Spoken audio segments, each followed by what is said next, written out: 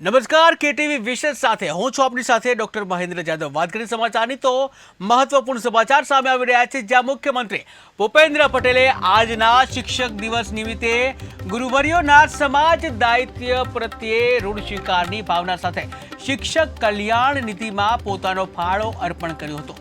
મુખ્યમંત્રીશ્રીએ સ્વૈચ્છિક ફાળો સ્વીકારવા આવેલા ગાંધીનગરની સેન્ટ ઝેવિયર સ્કૂલ અને સ્કૂલ ઓફ એચિવર્સના વિદ્યાર્થીઓ સાથે સહજ સંવાદ સાધીને શિક્ષકો પ્રત્યેના તેમના આદરભાવનું આદાન પ્રદાન કર્યું હતું। ઉલ્લેખનીય છે કે આજીવન શિક્ષક અને પૂર્વ રાષ્ટ્રપતિ સર્વપલ્લી રાધાકૃષ્ણનની જન્મ જયંતિની તારીખ 5મી સપ્ટેમ્બરે દેશભરમાં શિક્ષક દિવસ તરીકે ઉજવવામાં આવે છે, ત્યારે વ્યક્તિ અને સમાજ ઘડતરમાં શિક્ષકોના પ્રદાનનું ઋણ સ્વીકાર કરતા સૌ આ દિવસે શિક્ષક કલ્યાણ નીતિમાં ફાળા રૂપે સ્વૈચ્છિક યોગદાન આપે છે।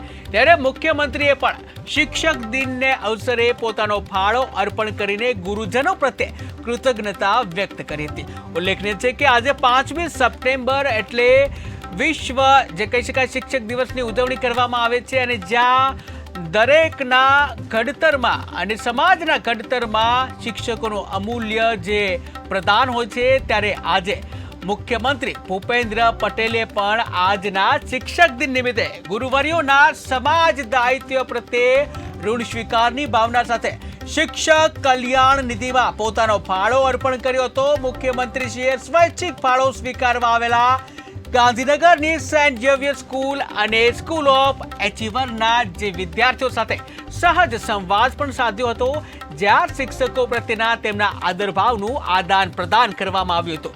ઉલ્લેખનીય છે કે આજીવન શિક્ષક અને પૂર્વ રાષ્ટ્રપતિ સર્વપલ્લી રાધાકૃષ્ણન જે છે સર્વપલ્લી રાધાકૃષ્ણનની જન્મ જયંતિ નિમિત્તે આ શિક્ષક દિવસની ઉજવણી કરવામાં આવે છે, ત્યારે 5મી સપ્ટેમ્બર એટલે દેશભરમાં શિક્ષક દિવસ તરીકે ઉજવવામાં આવે છે, જ્યાં વ્યક્તિ અને સમાજના ઘડતરમાં શિક્ષકોના આદાન પ્રદાનનું જે ઋણ સ્વીકાર કરવામાં આવે છે, કે જ્યાં શિક્ષક કલ્યાણ નીતિમાં ફાળા સ્વરૂપે સ્વૈચ્છિક યોગદાન આપે છે। મુખ્યમંત્રીએ પણ શિક્ષક દિનના અવસરે પોતાનો ફાળો અર્પણ કરીને ગુરુજનો પ્રત્યે કૃતજ્ઞતા વ્યક્ત કરી હતી।